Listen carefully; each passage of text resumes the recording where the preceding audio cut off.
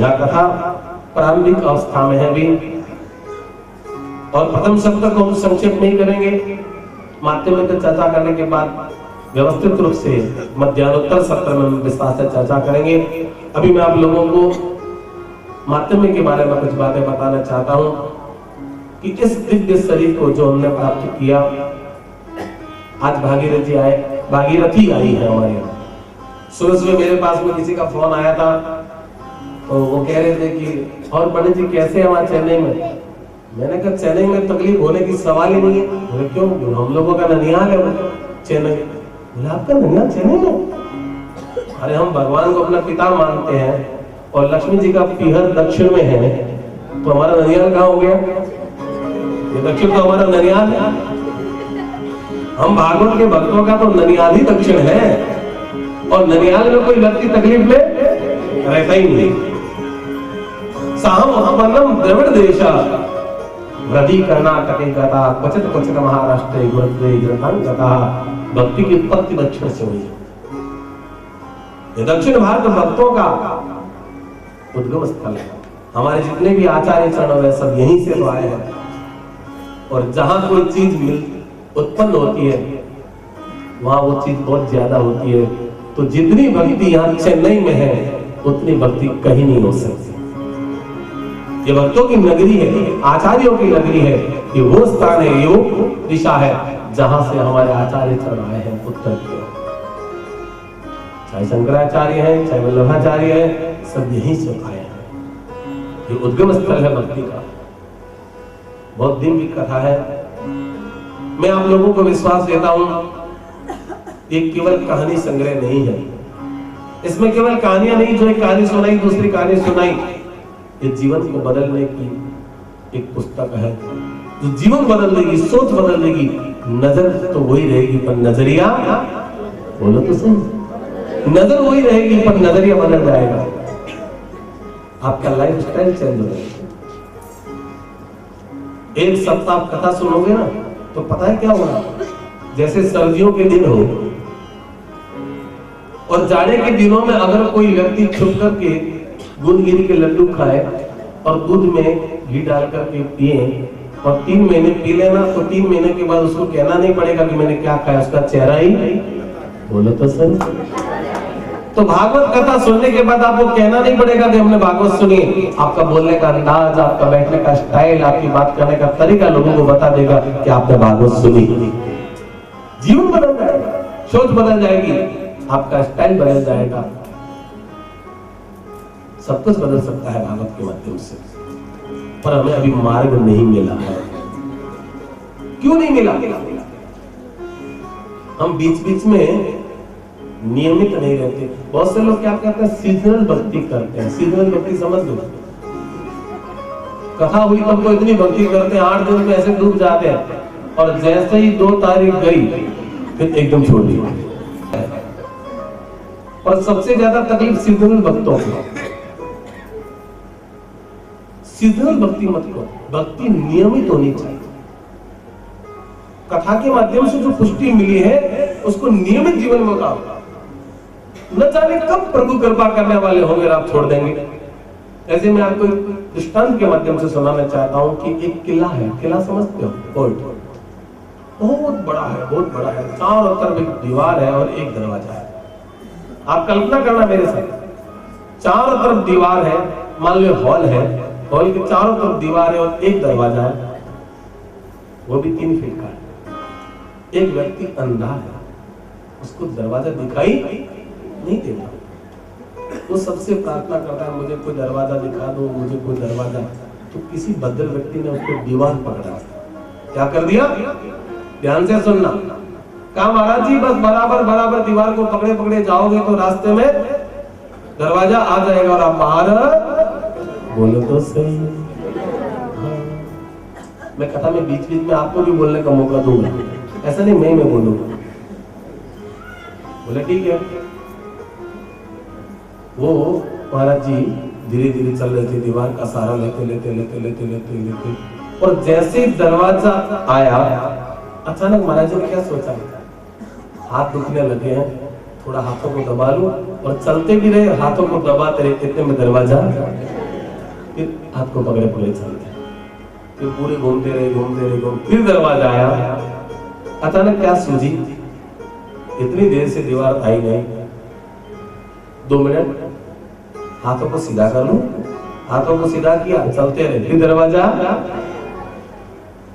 न जाने कितनी बार आया पर निकल गया। वो महाराज जी बाहर नहीं निकल पाए। किसकी बात कर रहा हूं? कौन से महाराज जी की? हम है वो महाराज जी।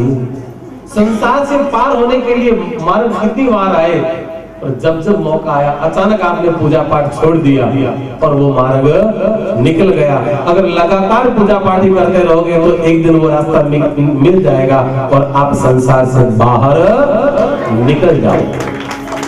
एक दिन भी मत छोड़ना पूजा पाठ, एक घड़ी मत छोड़ना।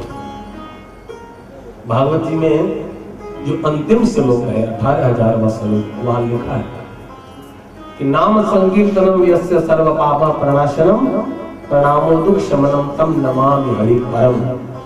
भगवान का नाम रोज लेना चाहिए, नित्य लेना चाहिए। पता नहीं जिस दिन संयोग होगा भगवत कृपा का और आपने छोड़ दिया तो किया कराए सारा जय श्री कृष्ण, सब कुछ किया कराए, एक दिन में निकल जाएगा। इसलिए मैं आप लोगों को सजग कर रहा हूं, एक दिन मत भूलना ठाकुर जी, एक घड़ी मत भूलना ठाकुर जी को, भूलो ना एक घड़ी। और भगवान से कहो प्रभु आज जो ये लगन लगी है, कौन सी? भागवत में जो लगन लगी है, मेरे ठाकुर, मेरे प्रभु, मेरे दाता, मेरे मालिक, मेरे स्वामी, इस लगन को मत बोलो तो सही। लागी लगन मत छोड़ना,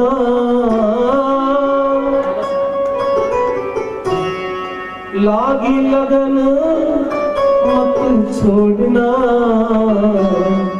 प्रभु जी मोरी लागी लगन मत छोड़ना।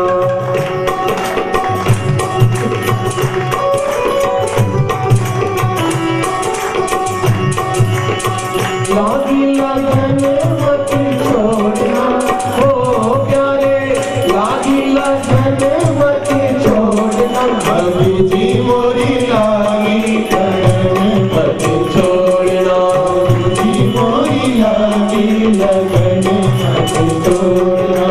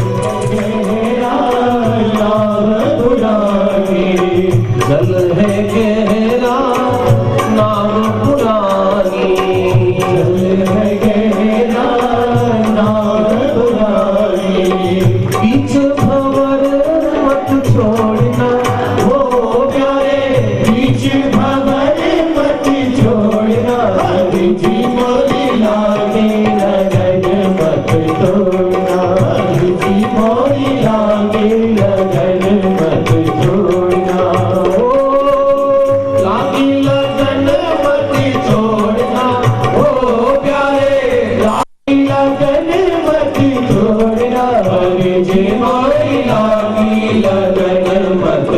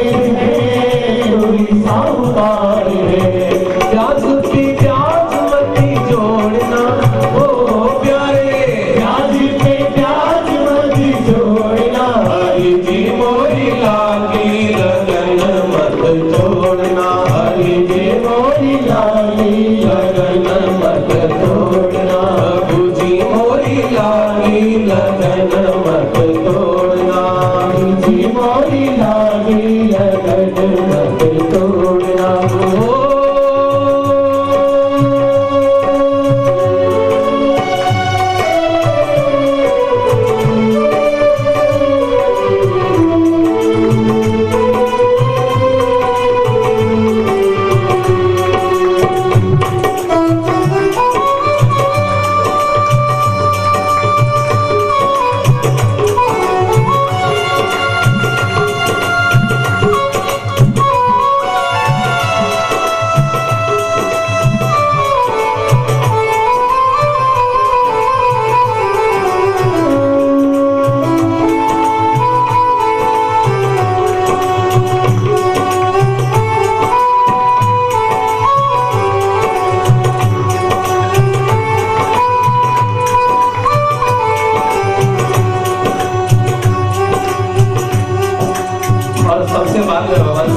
यही करते हैं कि जब एक बार भागवत में बिठा दिया है तो प्रभु कृपा करना 8 दिन तक अब मेरे हाथ को मत छोड़ना।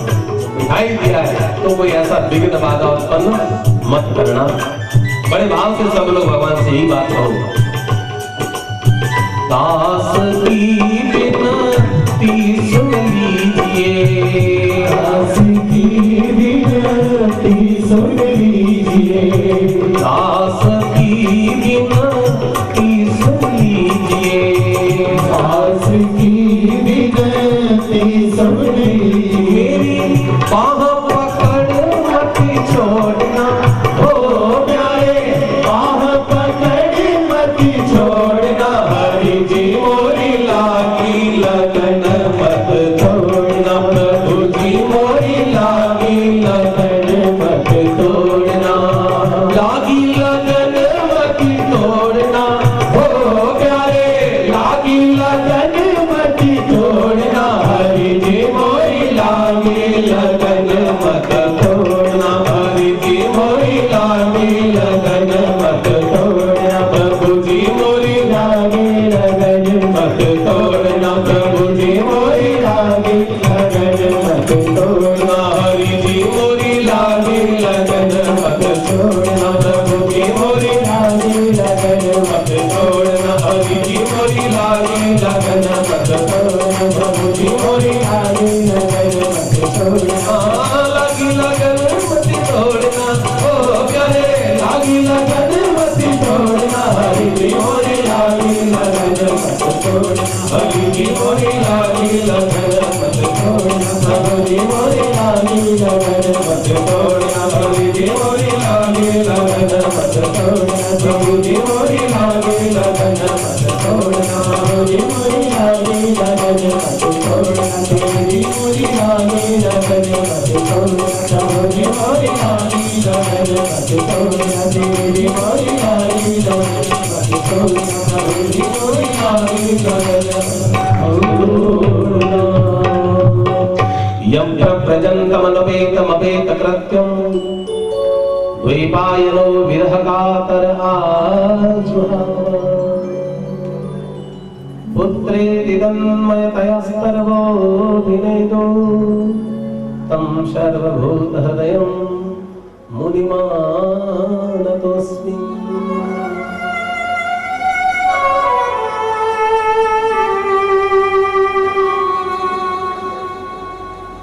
श्रीमद् भागवत जी की कथा में 6 अध्यायों का महात्म्य है और सबसे सुंदर बात यह है कि भागवत से अलग है।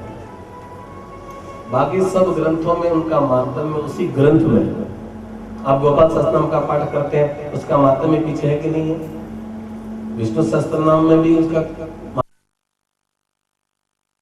भागवत जी में नहीं है। क्यों नहीं है?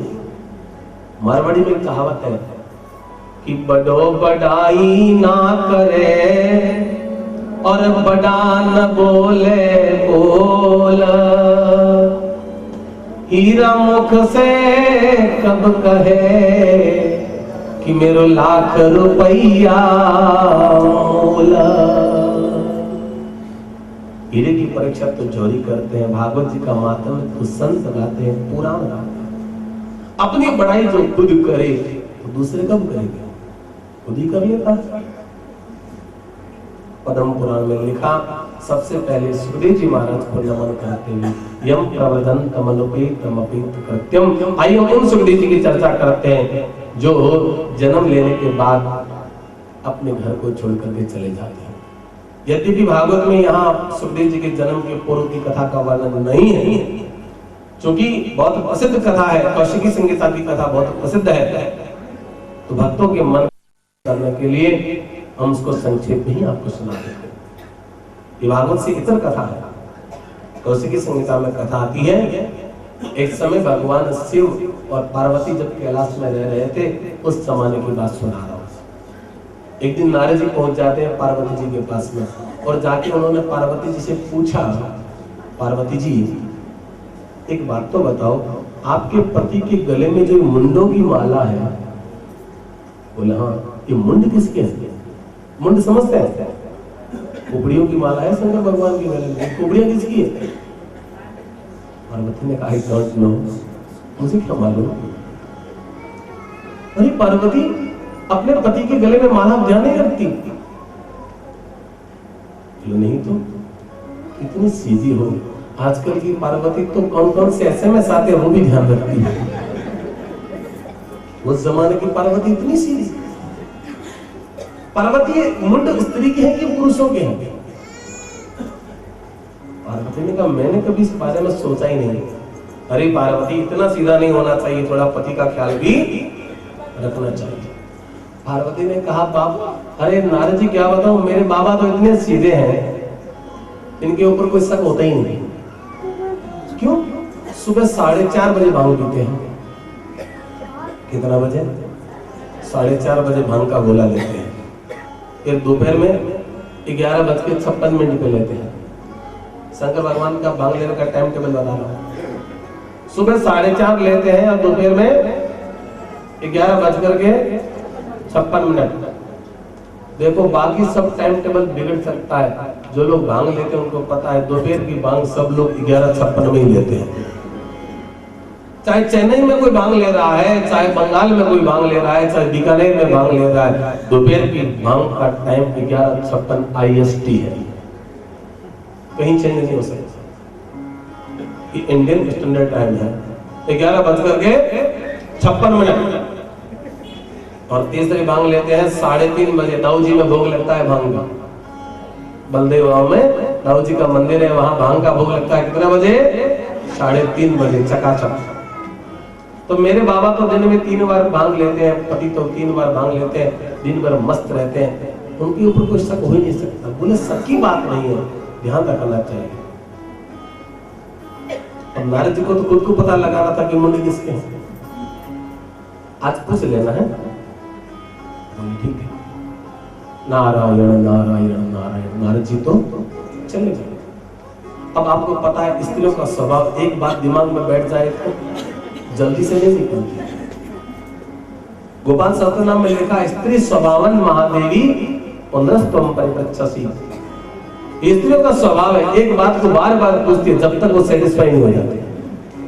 घुमा घुमा के पूछती है, घुमा घुमा के पूछती है। अगर पति देरी से आए, बोले देरी वैसे हो गई थी। नहीं देरी तो गई, क्या जाम था क्या? बोला हाँ जाम था। तो आप किस रोड से आए थे? अब ये बार बार क्यों पूछ रही? ये पूछती बार बार इसलिए कि शायद कोई बात निकल जाए। इनका स्वभाव है। स्त्री स्वभावन महादेवी। शंकर भगवान कहते स्त्रियों का स्वभाव है, एक बात को घुमा घुमा के पूछती। शाम को शंकर भगवान आए, आते ही पार्वती ने पूछा, स्वामी मेरे मन में एक प्रश्न आया। बोले वो क्या? कि आपके गले में जो मुंडों की माला है, बोले हाँ, ये मुंड स्त्रियों की है कि पुरुषों की है? शंकर भगवान ने कहा तेरे और मेरे विवाह की कोई प्रथम रात्रि तो है नहीं। इतने इतने बरस हो गए, तूने कभी पूछा नहीं। अचानक का प्रश्न क्यों? कहा वैसे दिमाग में आ गया। ऐसे नहीं आया पार्वती, मैं तुम्हें जानता हूं। जरूरी प्रश्न तुम्हें किसी ने दिया है, बताओ किसने दिया? नारद जी मना करके गए थे, मेरा नाम मत लेना। कहानी नहीं, बस मेरे दिमाग की बात। बहुत बार पूछा। हम लोग कथा में मना करते हैं स्त्रियों को, कोई भी स्त्री को अपने पति को उसकी कमाई के बारे में नहीं पूछना चाहिए। मैं स्त्रियों को मना करता हूँ, आप कितना कमाते हैं, बहू जी आपको कितना देते हैं, हमारा हिस्सा कितना है, हमारा, ये सब कभी मत पूछना। आपकी कोई कमी नहीं है, आपका काम चकाचक चल रहा है, जो सेटिंग चल रही है वो पुरुषों का काम है। चौके में जितनी भी पंचायत है वो स्त्री की होनी चाहिए, और चौकी के ऊपर जितनी भी पंचायत है सब पुरुषों की होनी चाहिए। जिस घर में चौके में पुरुष पंचायती करते हैं और जिस घर के बिजनेस में स्त्री पंचायती करते हैं, वहां बिना झगड़ा हुए रह नहीं सकता। मैं स्त्रियों को कहना चाहूंगा कि व्यापार बिजनेस में ज्यादा हस्तक्षेप न करें, ये पुरुषों का काम है, वो जैसी सेटिंग करते हैं करने का उनका काम है, आपके कोई तकलीफ नहीं आएगी। और पुरुषों से कहूंगा कि वो चौके में ज्यादा पंचायती न करें। पिछले महीने तो इतनी शक्कर लगी थी, इस महीने ज्यादा क्यों लगी? पिछले महीने तो 7 किलो में काम चल गया था, इस महीने 8 किलो क्यों लग गई? कोई बाबा जी आ गए, कोई संत आ गए, उनको सिकंजी बना के पिला दी होगी, पियर तो लेकर के गई नहीं, तो फिर क्या लग गई? तो लग गई। कटौती करो तो फिजूल के खर्चों में करो, खान पान में कभी कटौती मत करो। फिजूल के इतने खर्चे, केवल मात्र में समझा रहा हूं, फिजूल के इतने खर्चे, अगर उनको हम संयमित कर ले तो आज हम बहुत सुखी हो जाएंगे। दूसरे स्कंद की कथा चल रही थी कलकत्ता में, किसी ने प्रश्न किया कथा के बाद, महाराज आप कहते हैं कि पैसा कमाने के लिए करना चाहिए, ये करना चाहिए, हमारे घर में तो जितने जने हैं वो सब कमाते हैं पर पैसा टिकता नहीं, और कोई दूसरा खर्चा नहीं, गलत लाइन में कोई है नहीं, इधर उधर बाहर खाने की आदत नहीं, और पैसा क्यों नहीं टिकता है? आपको भी बताएंगे पैसा क्यों नहीं टिकता, दूसरे स्कंद की कथा में कल बताएंगे। आज लोगों की समस्या क्या है? कमाने में कोई कसर नहीं है।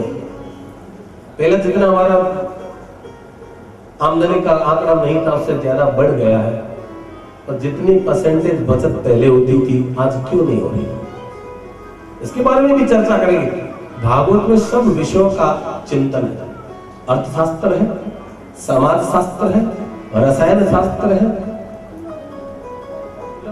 कंपैरिजन है, अर्थमेटिकल ऑपरेशन है। भागवत में क्या नहीं है? सारे आंकड़े आपको सुनाएंगे भागवत में। तो कल आपको भी बताएंगे कि आज लोगों की समस्या ये है कि कमाने में कसर नहीं पर पैसा घर में बच क्यों नहीं रहा।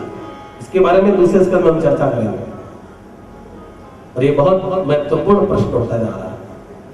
पर आज पार्वती ने पूछा कि आपके गले में मुंड कौन से है? शंकर भगवान ने कहा देवी सच सच बताओ तुम्हारे मन में प्रश्न आया कैसे? कहा नहीं वैसे आ गया, वैसे आ गया। शंकर भगवान ने कहा चलो ठीक है बता देता हूँ। कहा सुनो भद्रे, ये मुंड स्त्रियों के, स्त्रियों के, आप स्त्रियों के मुंड को गले में रखते हैं? इतनी स्त्रियां ये कौन थी जिनके मुंड को भी आप गले में पहन कर रखते हैं? इनके साथ आपका क्या संबंध रहा है? शंकर भगवान ने सोचा 15 स्तंभ परिक्रक्षसी, इनकी आदत है एक जवाब दोगे तो दूसरा प्रश्न खड़ा कर देगा। स्त्रियों को एक जवाब दोगे तो दूसरा प्रश्न अपने आप खड़ा कर देगी। पहले तो क्या पूछा था कि स्त्री की है कि पुरुष की? जवाब मिल गया स्त्रियों के, तो स्त्रियां कौन है, इनके साथ आपका क्या संबंध है, आप इनकी मुंडों की माला गले में क्यों पहनते हैं? पता नहीं कितने कितने प्रश्न कर दिए। शंकर भगवान ने सोचा इसके दिमाग का प्रश्न नहीं है।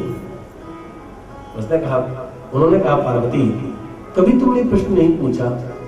कहा नहीं बाबा, मैं इतनी सीधी हूं, इतनी बोली हूं, हर स्त्री अपने आप को बोली समझती जबकि बहुत कम होती है।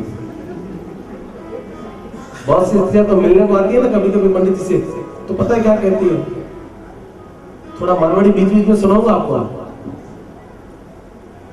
एक लोग अपने पति ने लेकर के मिलने वास्ते आम थे, महाराज जी थोड़ा ये समझाओ नहीं। मैं को बोल भाई क्या समझाना? क्या मैंने मन ही कोई, मैं को तू कोई पितरो नहीं चाहिए कैसे? बर कहने मतलब क्या, मारी मोन लेसी भोजेरी मोन लेसी भायरी मोन लेसी मारी मोने को यो न कोनी मने मोने को तो पितोड़ी थोड़ी होती। बहुत सी स्त्रियां ये सोचती है कि मेरा मान सम्मान कम है, मेरे को इतना रिस्पांस नहीं मिल पा रहा है। ऐसा गलत, ऐसा नहीं है। पति को सबको रिस्पांस देना होता है, उसकी मजबूरी होती है परिवार को इकट्ठा रखने के लिए। क्या कहती हैं गिरजा जी, मैं कितनी सीधी हूँ, कितनी बोली हूँ, आज तक मैंने आपको कभी नहीं पूछा कि आपके गले में मुंड की माला कहाँ से आई। ये तो भला हो नारद जी का कि उन्होंने मेरी आंखें खोल दी, भूल में नाम निकल गया। स्त्रियों के पेट में बात ज्यादा टिकती नहीं, भूल में नाम निकल गया। भला हो नारद जी का कि उन्होंने मुझे बात सुझाई। शंकर भगवान ने पूछा, पार्वती नारद आया था क्या? नारद भक्ति सूत्र में नारद का एक नाम कलह, कलह कौन सी कलह? भगवत को प्राप्त करवाने के लिए कलह। कहा नारद जी आए थे, उन्होंने मुझे चेताया था। मैं समझ गया ये अकल यहाँ की नहीं, कहीं और से इंपोर्ट की हुई है। अब सुनो गिरजा, मैं तुम्हें साफ साफ बता देता हूँ, पति को पत्नी से कुछ छिपाना नहीं चाहिए। ये मुंड जो है ये शक्तियों की मुंड है, ये आद्यकाल में मेरी शक्तियां रही है। महाराज ये शक्तियां जो जाती रही, आप उनकी मुंडों को माला में पिरोते रहे, पर आप कभी नहीं मरे। अगला प्रश्न, आप कभी नहीं मरे? कहा मैं मर नहीं सकता। क्यों? जो जन्मता है वो मरता है। जहां सर्जन है वहां विसर्जन है, जहां उत्पत्ति है वहां विनाश है। तो जो जन्मता है वही तो मरता है। और मैं तो अजन्मानो लोका, मैं क्या हूं? अजन्मा। जब मेरा जन्म ही नहीं हुआ तो मैं मरूंगा कैसे? पार्वती ने एक प्रश्न और किया, आप कभी नहीं मर सकते? बोले ना। क्यों? आपने कोई ऐसी दवाई खा रखी है क्या? बोले हाँ, मैंने ऐसी दवा खा रखी है। कौन सी? बोले अमर कथा है। ये अमर कथा जो एक बार सुन ले वो कभी नहीं मरता। पार्वती ने सारे प्रश्नों को छोड़ दिया। क्या कहा? स्वामी पहले मुझे भी अमर कथा सुनाओ, क्योंकि मैं कभी मरना नहीं चाहती, मरना कोई नहीं चाहता। ये तो अच्छा है, भगवान ने ऐसा प्रबंधन कर लिया कि बिना पूछे मार देते हैं। अगर पूछ के मारने की पद्धति होती तो आज तक कोई नहीं मरता, कोई बहाना बना लेता। स्वामी मैं मरना नहीं चाहती, मुझे अमर कथा सुनाइए। शंकर भगवान ने कहा अमर कथा किसी को नहीं सुनानी चाहिए, कोई पात्र हो कोई ना हो। कहा नहीं स्वामी सुनाइए सुनाइए, बहुत जिद किया। शंकर भगवान को पता है जितने भी हट है उसमें 3 हट बहुत प्रसिद्ध है,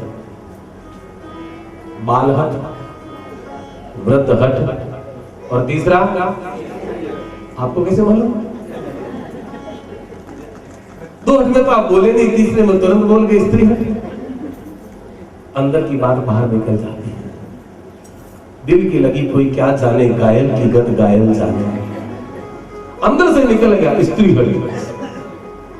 जब कोई स्त्री जिद कर ले तो पत्थर दिल इंसान भी आखिर में पिघल जाता। बाबा ने कहा मैं आपको अमर कथा सुनाऊंगा और तुम्हें अकेले में सुनाऊंगा, किसी और को नहीं सुनाऊंगा। उन्होंने कैलाश पर्वत पर अपना डमरू बजाया, डिमडिम घोष कर दिया कि जो कथा मैं सुना रहा हूं उसको कोई दूसरा न सुने। जितने भी जलचर नभचर और स्थलचर के सब चले गए, जीव चल गए, पर पेड़ पौधे तो जीव है पर नहीं चल सकते ना, वो तो स्थावर जीव है। एक पेड़ के ऊपर अभी अभी एक तोते के बच्चा हुआ, अंडा हुआ। तोती बच्चे को अंडे को जन्म देकर के उड़ जाती है, अंडा नहीं उड़ सकता। और उसी के नीचे अमर कथा शुरू हुई। जैसे ही बाबा अमर कथा सुनाते हैं, गिरजा जी हाँ हाँ करती है। कथा में बीच बीच में बोलना नहीं चाहिए, जब बोलने को कहे तो ही बोलना चाहिए। मुझे पता है आजकल लोगों को बहुत ज्यादा बोलने की आदत है, तो बीच बीच में गैस भर जाती है, तो मैं क्या कहता रहता हूँ, बोलो तो सही, गैस निकालता रहता हूँ, तो आराम से बैठे रहते हैं। हाँ, कथा में दृष्टि संबंध होना चाहिए, वक्ता और श्रोता का संबंध होना चाहिए। शंकर भगवान ने कहा तो हाँ हाँ करते रहना, मैं तुम्हें कथा सुनाऊंगा। आंखें बंद करके शंकर भगवान कथा सुनाते हैं, समाधि भाषा में कथा समाधि में सुनाते हैं। गिरिजा जी हाँ हाँ कहती हैं। शंकर बाबा कथा सुनाते, पहले दिन की कथा को सुना, अंडा अपना फूट जाता है। दूसरे दिन की कथा को सुनता है, उसके पंख निकल जाते हैं। तीसरे दिन की कथा वो चंचल हो जाता है, और चौथे दिन की कथा में उसको बोलने की शक्ति आती है। पांचवें दिन की कथा में उसका शरीर पुष्ट हो जाता है, और तब वो कथा सुनते सुनते आनंदित हो रहा था। अचानक गिरिजा जी को नींद आ गई। गिरिजा जी को बोलो तो सही, नींद आ गई। अब हाँ हाँ करते करते गिरिजा जी तो बंद हो गई। तो गिरिजा जी की जगह किसने हाँ हाँ किया? टूटे। अब शंकर भगवान को आंखें बंद करके बैठे, होने क्या मालूम कौन हाँ कर रहा है। जब कथा में अचानक पार्वती जी को नींद आई, और थोड़ी देर के बाद जब आंख खुली, ये पूर्णावती का दिन था, तो शंकर भगवान से गिरिजा जी पूछती है, स्वामी आपने पहले क्या कहा था? शंकर भगवान का इतनी कथा सुना तो पीछे की कथा क्यों पूछ रही है? क्या तुझे नींद आ गई थी? गिरिजा जी ने पता है क्या कहा? हाँ स्वामी, मुझे थोड़ी, बोलो तो सही। नींद लेने वाला प्राय झूठ बोलता है। कोई नींद ले रहा हो कथा में, और आप उसको धीरे से टक्कर लगाओ, पता है वो क्या करेगा? जाग रही हो, बराबर सो रही थी, और वो क्या कहेंगे? प्राय मैंने देखा नींद लेने वाले झूठ बोलते हैं। एक प्रसंग आता है कि गौतम ऋषि कथा कर रहे थे, और उनके साथ जो शिष्य थे ना, वो कथा सुन रहे थे। तो सब श्रोता तो ध्यान से कथा सुन रहे थे, पर गौतम ऋषि के साथ में जो शिष्य थे उनको नींद आ रही थी। तो एक शिष्य को नींद में देख कर के गौतम ऋषि को अच्छा नहीं लगा। उन्होंने सोचा सब मेरी कथा को ध्यान से सुने, तो मेरे साथ वाले नींद क्यों ले गए? और अच्छा नहीं लगता कि पंडित जी के साथ में कोई आए और नींद ले ले। दूसरों को पंडित जी टोकते हैं, साथ वालों को भी तो टोके। तो उस जमाने में माइक्रोफोन नहीं था।